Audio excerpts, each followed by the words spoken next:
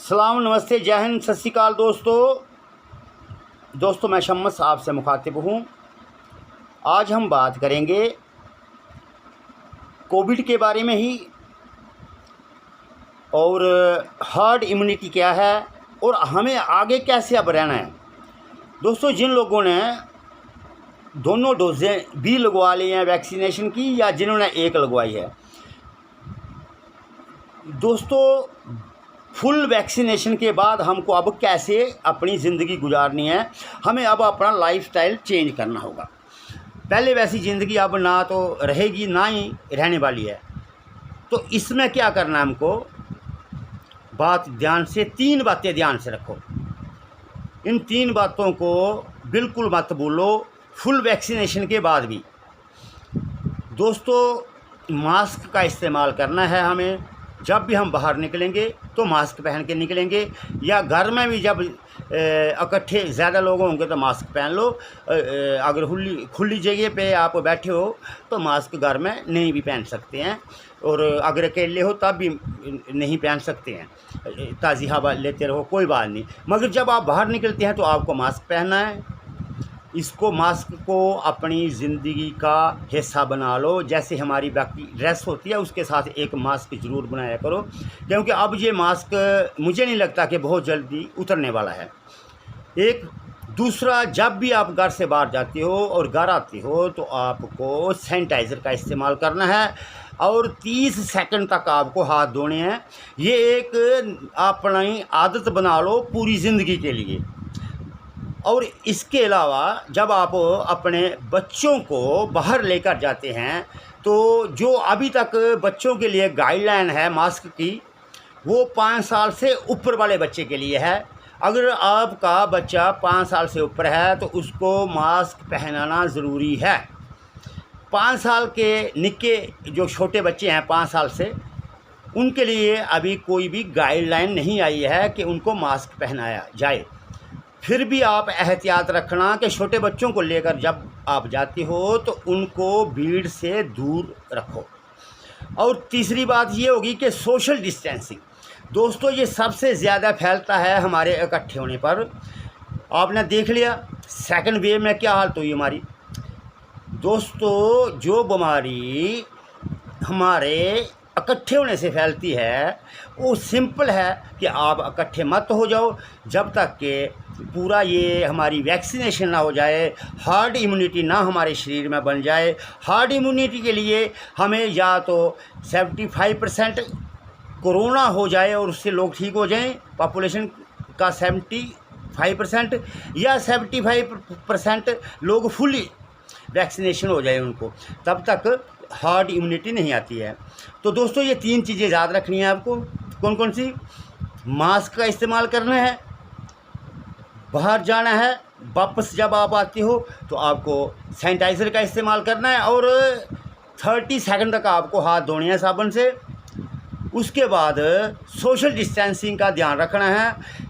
दोस्तों, जापान को देखो, जापान में जब एटम बम गिरा था उसके बाद आज तक वो लोग इन्हीं चीज़ों के ऊपर अमल कर रहे हैं। वो मास्क ऑलरेडी पहले से लगा रहे हैं, सैनिटाइज़र का इस्तेमाल करते हैं और सोशल डिस्टेंसिंग वो करते हैं।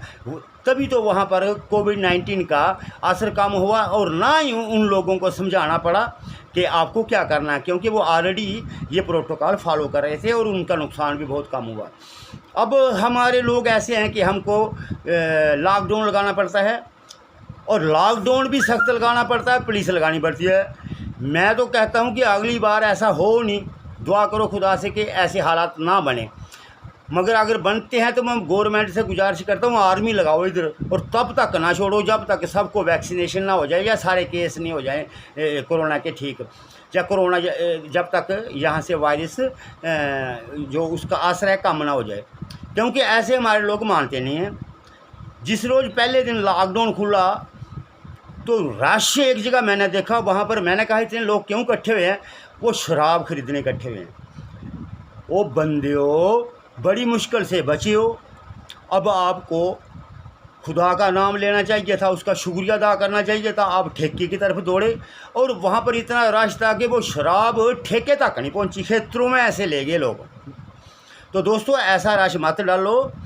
जो अभी तक ठीक हैं वो दुआ करें कि उस मालिक का बहुत शुक्र है कि हम ठीक हैं, और दूसरों को वो यही बताएं कि भाई जो इसके प्रोटोकॉल है, जो WHO की गाइडलाइन है, इसी को ही आपको फॉलो करना है।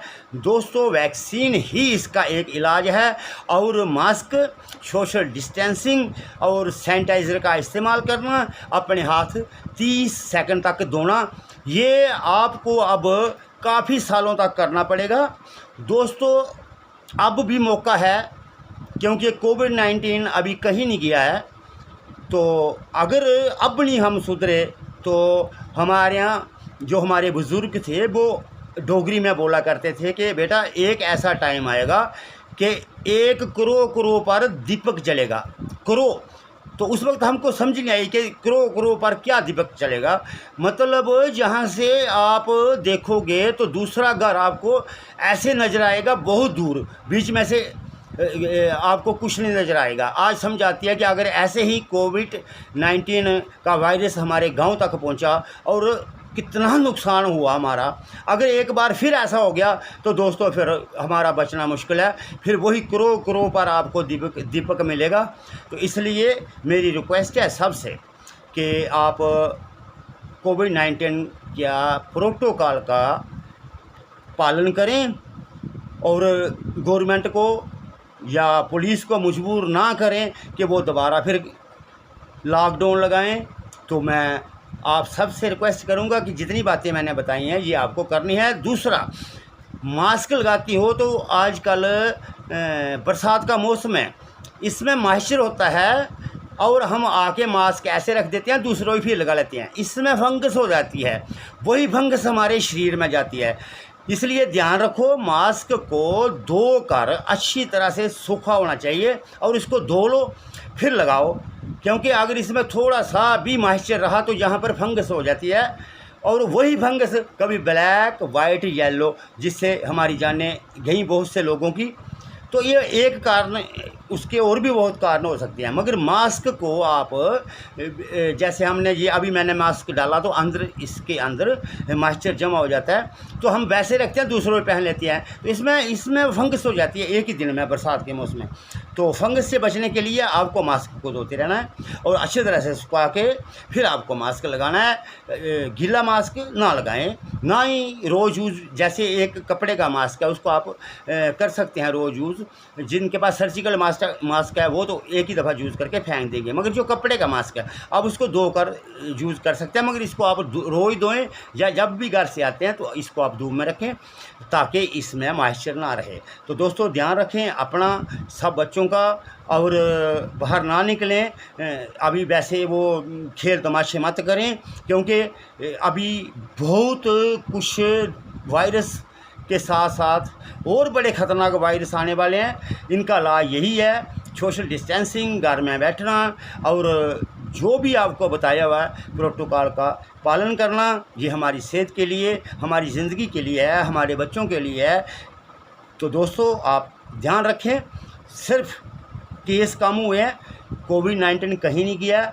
फिर अगर हम वैसे जैसे पहले मशरे हुए थे तो वैसा करेंगे तो दोस्तों इसके बाद वाकई वो हमारे घर वाले कहते थे कि करो पर दिया जलेगा तो वही मिलेगा। तो दोस्तों अपना ध्यान रखना, दुआ में याद रखना, और पूरे देश के लिए, पूरी दुनिया के लिए दुआ करें कि खुदा इस जानलेवा बीमारी से हमारी हिफाजत फरमा, और हमारे जो भी गुनाह, जो भी हमारी गलती हैं उसको माफ़ फरमा।